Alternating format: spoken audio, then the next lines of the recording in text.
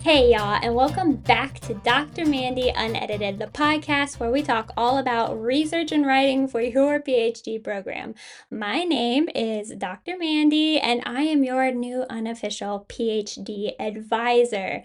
And this week, I am talking all about how to thrive in your PhD program as a neurodivergent person. I've talked a lot about my story with ADHD before in past episodes, so make sure you go back and check some of those out if you're interested. But this week, I want to talk about some strategies that my neurospicy friends can use to knock out that PhD. And if you're not neurospicy, here are some things that you can do to help your colleagues out. But first, let's talk about the goss. This week, I want to talk about maybe like the differences between music in the US and the UK. So, if you're not already aware, I am an American living in the UK, y'all. And last weekend, I went to a jazz and blues festival in the UK. Now, I find this really interesting because one, I find that in the UK, they tend to like want to do things American style, but they actually end up doing it like a lot better than American style. For example, yeah, like sometimes I go to like these musical things that are kind of like American musical style things. But yeah, like they just go all out with the outfits and the music. And also things like Halloween. Here, all I hear about is how people want to do a big American style Halloween party.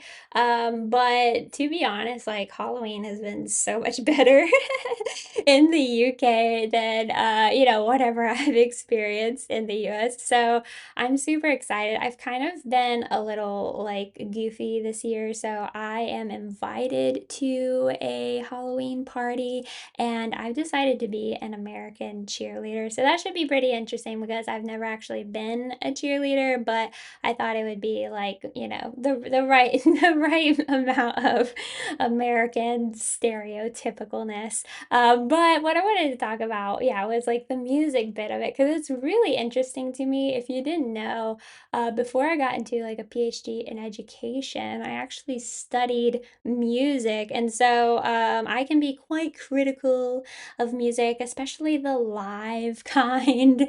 And while, yeah, like in the UK, they do a lot of really great renditions of American style music. It's really interesting to me how sometimes like the cultural aspect of it is missing. And I first noticed this because this year, a big show that's going on in London, instead of, like when in the US, they have Broadway in New York, and that's where all of the big shows are. But in the UK, all the big shows are in London. However, they have like a traveling I guess musical theater thing where they bring all the big shows to other cities. So my city, gets like a few week run of like a really great show that, or I guess a West End show, you could say. I noticed this musical difference when I heard that Hercules was going to be playing this season. And so, if you're not familiar with Hercules, we're definitely talking about like a musical that has been renditioned from the movie. And in the movie, the narrators of the story is these women who are kind of fashioned after like gospel singers. And so in the movie, yeah, like these women, they've got the pipes. They are just super like, gospely. And I think it was a genius way to kind of like portray the story in the movie. But I heard a showcase from a show that was promoting the different musicals that were going to be going on this year. And some of the women were singing those gospely kind of songs from Hercules. And it was really great. They have really great voices, but you definitely kind of miss some of that like super, that substance of like that gospel culture within their singing. So the point is, is that this past weekend I did go to Blues and Jazz Festival. And what was interesting as well, again, like the music was really greatly executed, but you're missing that kind of really classic blues jazzy style that you find in America. So what I mean by that is that a lot of the music that was being played at this show was very, I'll just say it was very straight. In the US, like when you learn about jazz and blues, you first of all kind of learn that like it's very messy. And so the beat is not really meant to be played perfectly on point the whole time.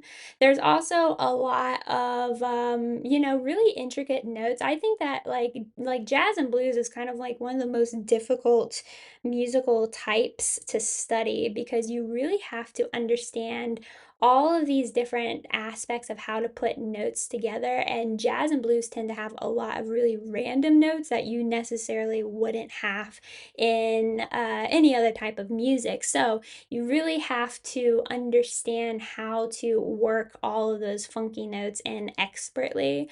And I found at like this jazz show that, they were missing a lot of those notes that would just really bring that vibe and really bring that substance. So I just had like this really deep thought process, I guess, about how culture in America, I think like again, like a lot of people that learn jazz and blues probably learn it from church culture and from like gospel culture and other different aspects of American culture. And this is just stuff that, when you see it played in a setting where these people have probably learned how to play jazz and blues in school, it doesn't match up really, you know what I mean? It's just missing that, that soul and that vibe. I'm not at all saying that the concert that I went to was bad. I thought it was amazing. That was just something that I've noticed a couple of times in some of the events that I've gone to when people try to kind of portray something that is like a distinctly American musical style.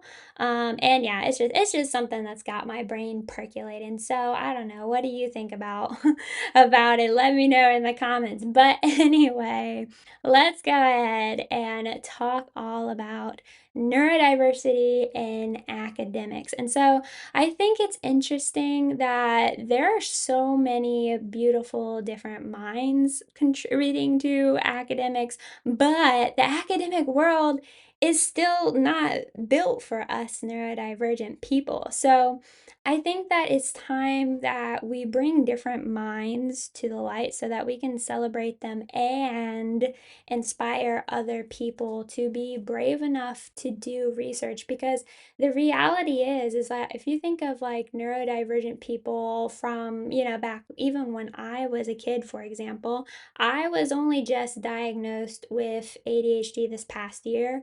And it really was only like the last maybe like 6 or 7 years that I even thought that I was neurodivergent. But distinctly remember being in school and the people who might have been classed as neurodivergent, those were the people who were kind of sheltered away. They were in their own buildings. You never saw them.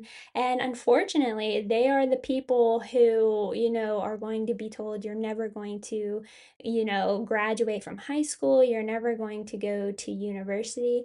And so I think it's just really, really unfair that we've kind of closed off academics and higher academics especially to neurodivergent minds. And I think now that there's kind of like an awakening of the understanding of neurodivergence, that we really need to gear to make, workspaces, research spaces, higher education spaces in general more inclusive and accessible to those minds, because I truly do believe that their contribution to PhDs and research can be incredibly, incredibly innovative. Today, I want to discuss not only some strategies for neurodivergent people, but I also want to talk to the neurotypical people and give you some insight into what a neurodivergent person might be dealing with day to day so that you know how to identify that and just make your, not necessarily like say, like, oh, I'm going to identify specific neurodivergent people.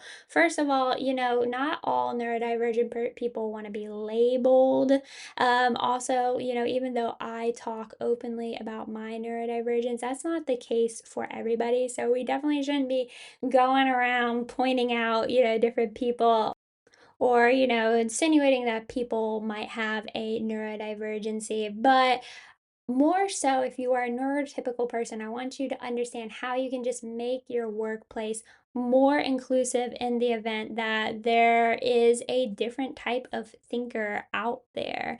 So, first, I'm going to talk about some terms in neurodivergence. So, our neurotypical listeners know what we're talking about in this conversation, and yeah, they know what it looks like. So, first of all, neurodivergence in general, this term, it's just variations in how people's brains process information.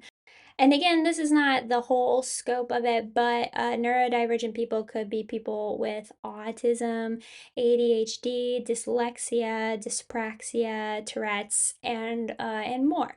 So, what are some common things that neurodivergent people might be dealing with? Well, let's talk about executive dysfunction first. So, executive dysfunction just means that sometimes our mind management system might be on the fritz. So some neurodivergent people, and throughout this conversation, understand that these things can be different for everybody. I'm not saying that every single neurodivergent person goes through these things. Just keep that in mind. But some people who are neurodivergent, that they might have trouble organizing or prioritizing tasks or meeting deadlines. And, they've probably experienced throughout their lives that this is labeled as lazy. But in reality, it's just that our brains are not wired to process, structures that way. So for me, for example, I often don't think about the things that are around me in my atmosphere because my ADHD, like, it's the inattentive kind, which means that all of the activity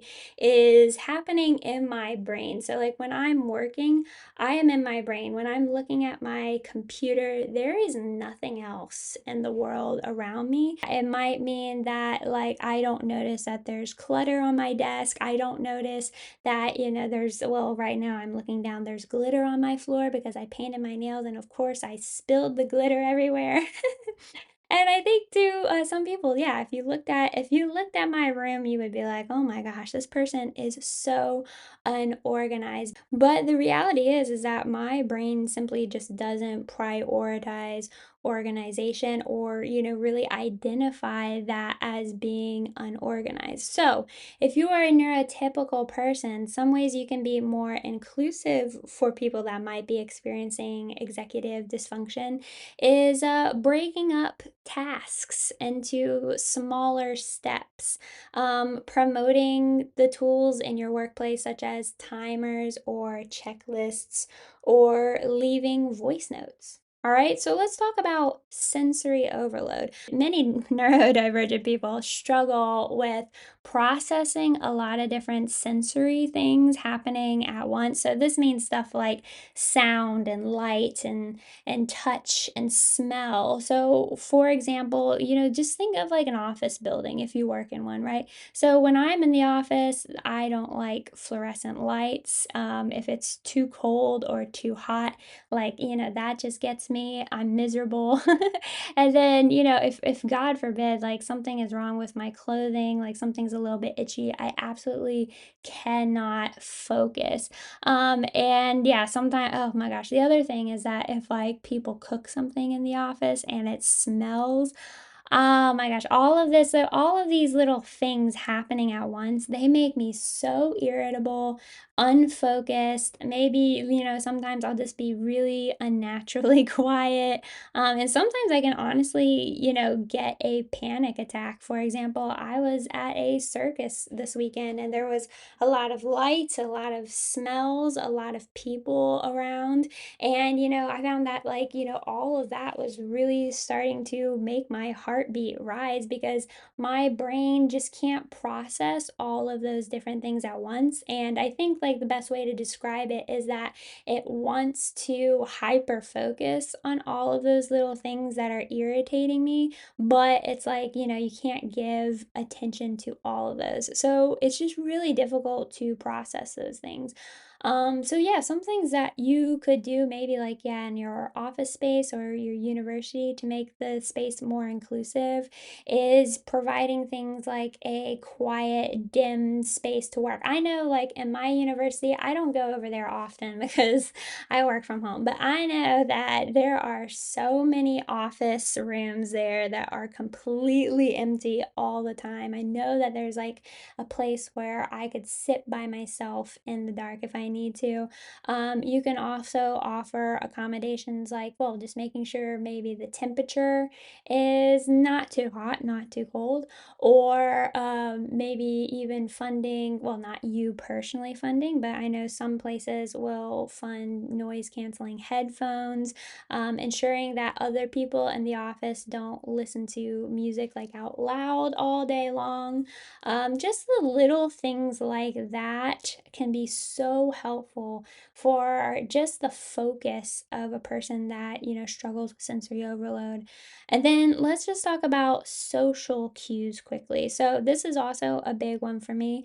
Many neurodiverse people struggle with social cues because it's really difficult to discern things that are not really blatant. Okay, so those unspoken rules of being social can be a mystery for us. So for me, this looks like if there is a meeting of like more than a few people, I really have trouble speaking up because I'm not sure when like the most appropriate time to speak is. It's almost just like there's like a wire in my brain, like it's plugged in for everybody else, but for me, the social cue wire is just not plugged in. So sometimes I also have trouble thinking about what we're actually talking about because my brain, because I have the inattentive ADHD and everything happens in my brain. When people are talking, my brain strews into like a billion different strings of ideas from that single thing that they are saying. And so, whilst they are talking, I am trying desperately to figure out like what the main point is and how to contribute to that topic while my brain is telling me 80 billion other things. You know what I mean? And so, it makes it really difficult for myself, particularly, to not only again contribute to the conversation but to say things concisely. I feel like sometimes I get a little nervous about speaking in a group because I tend to maybe like babble or ramble because I really can't get to the main point, just because, yeah, there's just so many things being said. So yeah, you might could help out a neurodivergent person in your workplace on a social cue level, by making expectations explicitly clear. Never, just like a good rule of thumb is like never assume that everyone is just gonna like understand what you mean when you may be, giving out a task or something like that. Just make it very blatant, even if you're afraid that it might sound a little bit harsh. And another thing, yeah, again, sending a task out in written email. I love my coworkers that like after a meeting they sent out an email email that has everything that I'm supposed to do, or, and what other people are supposed to do in it. And then also, I really love that, like during meetings, especially when there's somebody facilitating like the turn taking in a meeting, because sometimes otherwise I might just not speak at all.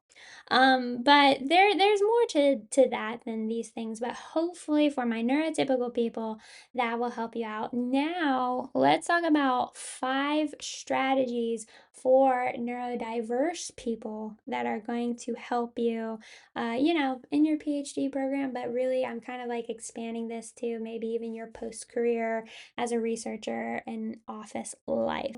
Number one, design your own scaffolding. One of the mistakes that I made for years was trying to force myself to study like a normal person. So I'd force myself to sit down for hours at a time and work, and it was miserable. And in reality, I really wasn't getting anything done. So during my PhD program, yeah, at this time, I kind of understood that I probably had ADHD. And so I just started working with it. And so in the beginning, this meant that sometimes, yes, I had to plan a day-long session where all I would do was sit and study for 5 minutes and then get up and goof off for 5 minutes. And I would just sit and study and then goof off on repeat 5 minutes at a time the entire day. And if that sounds exhausting, heck yes, it is, bro. It is so hard. However, I started doing this really great thing about adding a timer to my work sessions, and a timer really helps me not to dawdle on tasks for too long. So I basically, yeah, like started using a timer to help me understand how long I'm spending on things, help me kind of mark out like how long I need to spend on things. And that's really helped me mitigate the whole like 5 minutes on, 5 minutes off doom thing. But another thing I really started using was creating visual workflows. And this helps me not only figure out what I need to get done, but it helps me better communicate with my team for what I'm doing. And what I'm saying is that like I used to try to force myself to create outlines, like outlines for papers, outlines for meetings. And it was really difficult for me to get a clear picture because that's just, yeah, my brain doesn't think in that linear kind of plain language kind of way. I need the visuals. I need the visual stimuli and excitement to be able to really start to bounce off of how am I going to create a clear structure for what I'm doing.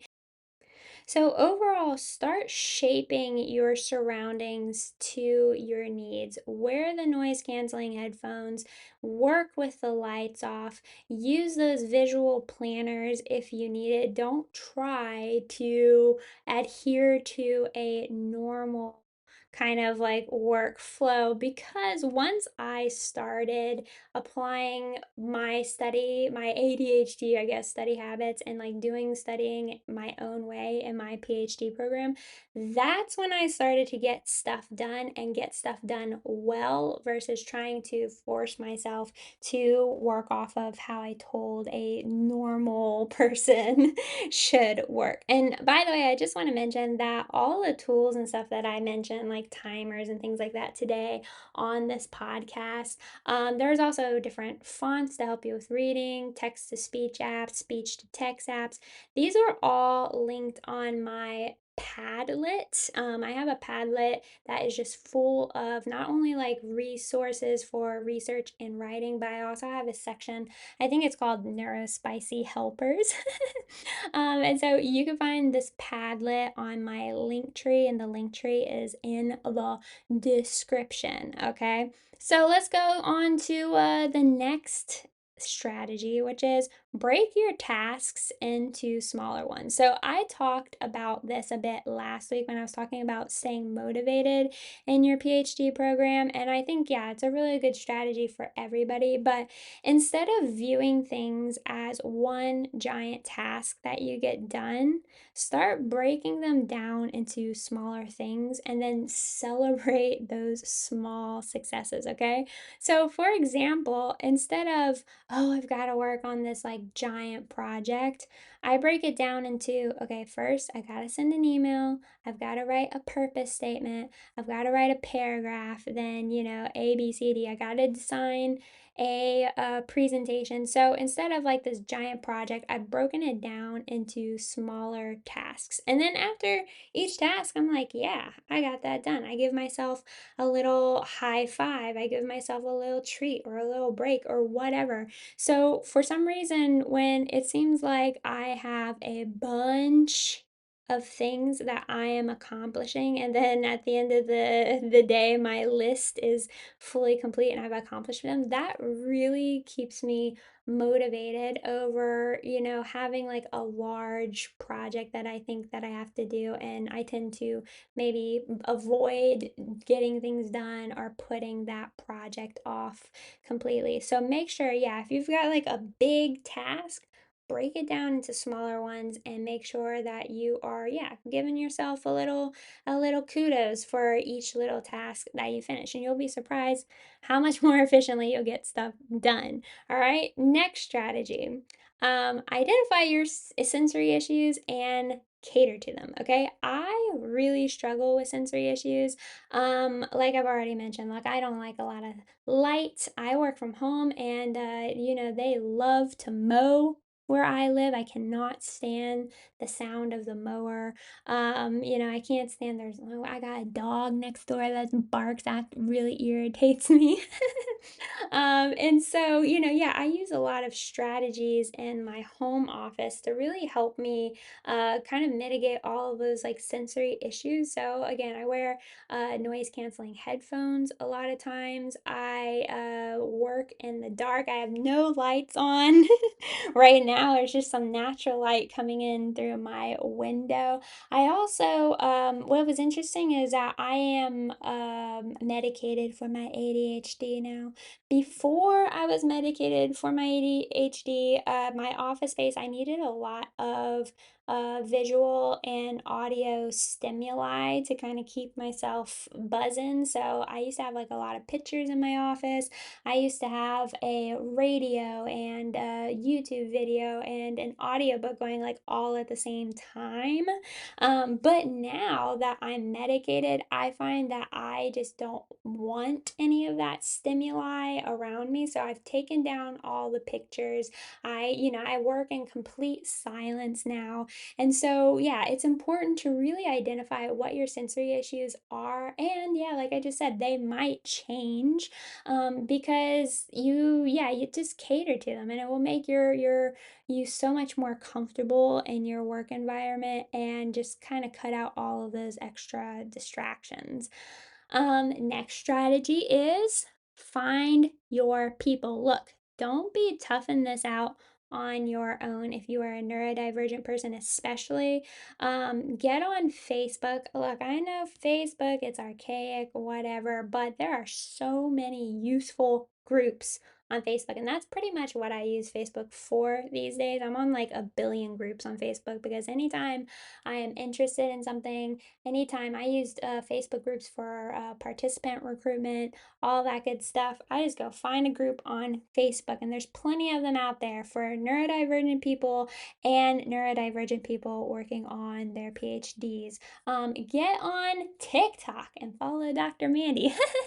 Yeah, if you want to follow me at Life with Dr. Mandy on TikTok. But no, for real, I am all about the TikTok, and I have made so many neurodivergent friends on TikTok who are also PhDs, and there's PhD students and candidates and postdoc researchers who are neurodivergent. I think it's just really great to have a support group that understands what you're going through, and they can really help you learn learn about how they do their lives as neurodivergent people and give you new ideas of things to apply to your own life. So I really encourage you to, build your community, find your people, don't try to be toughing it out on your own. And then finally, advocate for yourself often. Look, I know not all of us, want it out there that we are neurodivergent, but, most universities and workplaces have some sort of accommodation for this kind of thing. And it's good to not only know what they offer, but what you might need from them. Okay, so don't be afraid to ask for accommodations. That you can ask for things such as flexible deadlines, writing emails after meetings, or other things like that. This is not you being a difficult person. This is you being strategic. And most of the time, like, these people have to adhere to, I don't want to use the word disability, but they have to adhere to disability policies and help make, education and learning and work in the process easier for neurodivergent people to thrive in whatever environment they are in. But I also think it's important for us as neurodivergent people to, lead by example if you can, like, make people aware that, this might be something that makes their process of being a professor or the dean or whatever more inclusive for not just neurodivergent people, but just like all sorts of different type of people in general. So don't be afraid to advocate for yourself to your school, your university, your professor, and tell them explicitly what you need to be successful.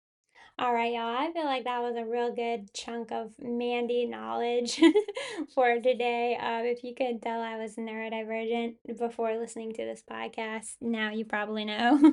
Next week, we are going to be talking all about digital tools for your PhD program. So make sure you tune into that because I find a lot of people are a little bit technology resistant. And so I'm going to talk all about why it's not only important to understand how to use digital tools as a PhD and as a researcher, but also some tools that can help make the process of pursuing a PhD easier for you. In the meantime, if you need help with something, I offer editing and coaching services. And so you can get a hold of me for that by either emailing me directly at mandykf@gmail.com. That's MANDIE, kangaroo foxtrot at gmail.com. Or you can go to my website, www.drmandyedits.com. Doctor is spelled out. Mandy again is MANDIE, and edits is with an S, okay? If you want to get more bite-sized tips on PhD research, the process, writing, be sure to go follow me on TikTok because I post all of that good stuff along with some like cultural commentary. So again, you can find me at Life with Dr. Mandy or just search Dr. Mandy on TikTok. In the meantime, go listen to some jazz music, I guess, and take a break, drink some water, and I will talk to you later. Goodbye.